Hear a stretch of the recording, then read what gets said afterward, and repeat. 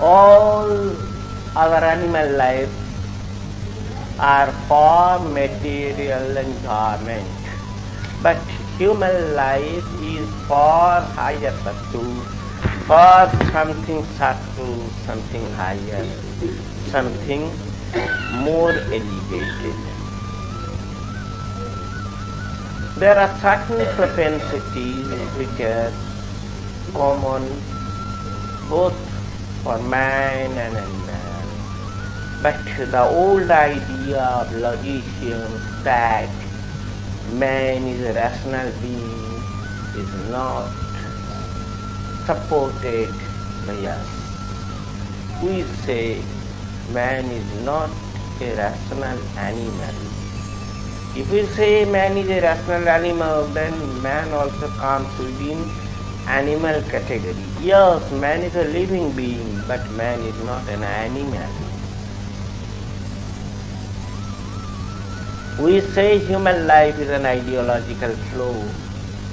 The ideological flow is humanity, is human life. And where there is no ideological flow, it is an animal. But whatever a man is to do, what a man is to do, he is to do only spiritual practice, only sadhana. But for maintaining the body, he requires food, he requires praise, he requires medical treatment, he requires education, and he requires so many things. And these so many things, they are worldly duties. But when engaged in worldly duties, naturally he gets detached from a spiritual duty. And that's why the Madhu Vidya says that whenever one is to do any worldly work, one is to what? Ascribe Brahmahood, ascribe Narayanahood, ascribe Brahmahood to that worldly duty. So while doing worldly duties, attending worldly duties, he is not wasting his time, he is doing spiritual practice, because spiritualism has been imposed, has been ascribed to that worldly work. Do you follow? Now you know there is a popular mantra, Pitri Purushebhya Namaha, or Rishi Devebhya Namaha, Brahmatmanam Brahmahair Brahmagnau Brahmana Hutam Brahmayava Tena Gantavayam Brahma Karma Samadhina. You should know its meaning. It has got close proximity to this Madhu Vidya, that is ascription of Brahmahood to worldly work. First thing is what? Pitri Purushebhya Namaha, Pitri Purushebhya Namaha. You are in this world, but before you so many human beings came. The Australopithecus in the old animal, which was the forefather of modern men, was in this world about 10 lakhs of years ago, 100,000 years ago.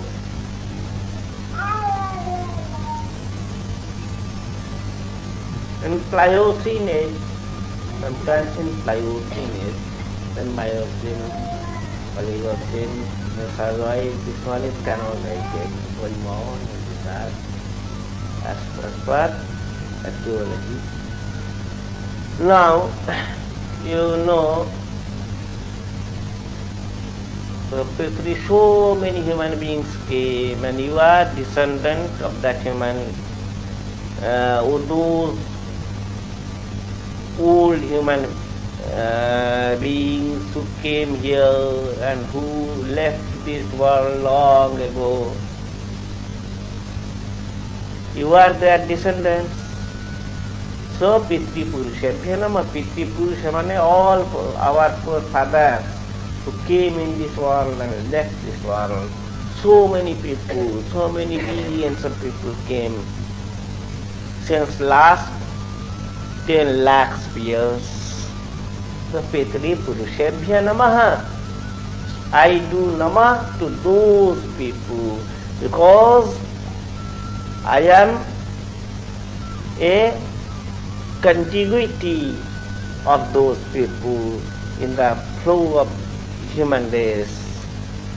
Rishi Devabhya Namah, during this long period, so many things were invented by so many great people. Those great people are known as Rishi.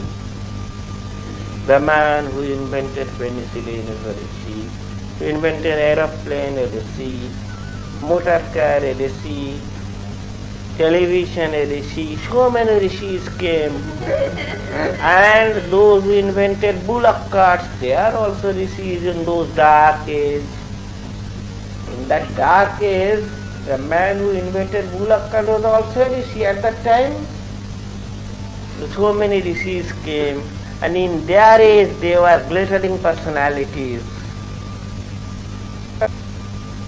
We may or may not recognize them in this second half of 20th century, but in their ages they were glittering personalities. So Rishi Devabhya Namah, I do Namah for those Rishis also who invented so many things, and the collection of the inventions is the modern human civilization.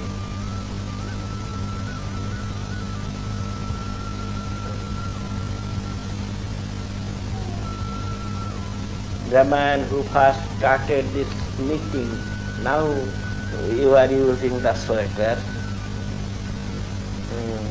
Rishi Devabhya Brahmarpanam. Now I am offering something for Brahma. What I am offering?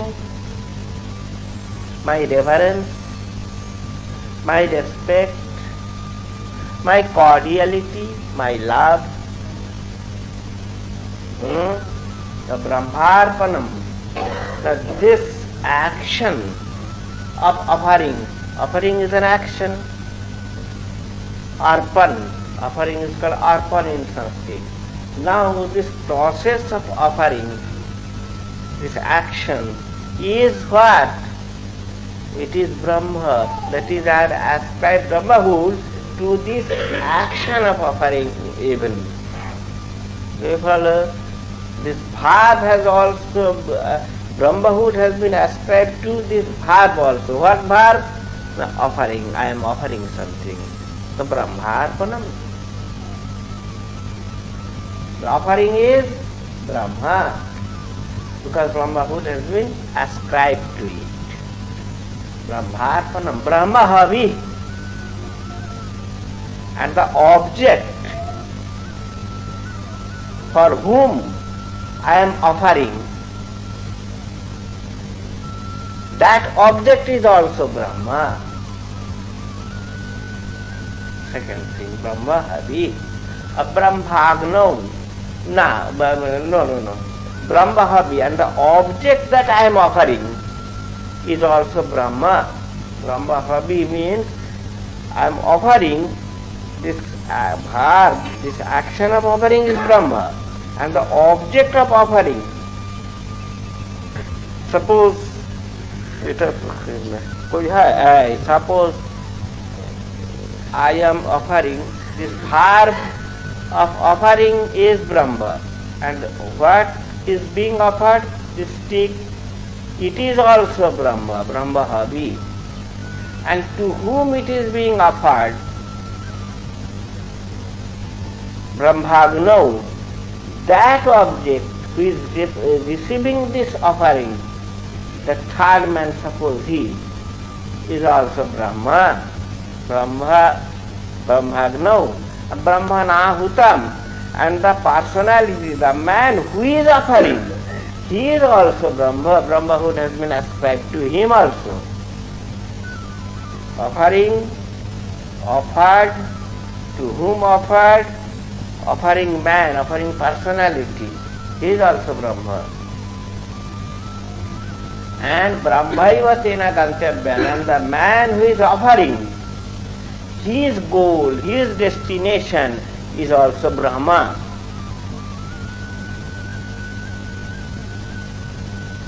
That is, Brahma is the goal for this offering entity.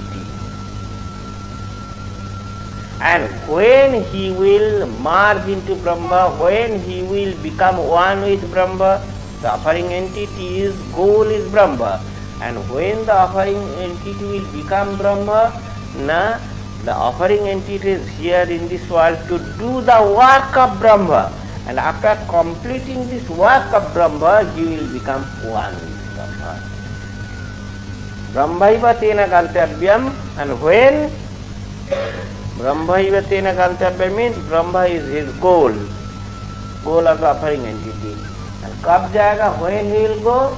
The Brahma karma samadhina, after he completes the work allotted to him by Brahma.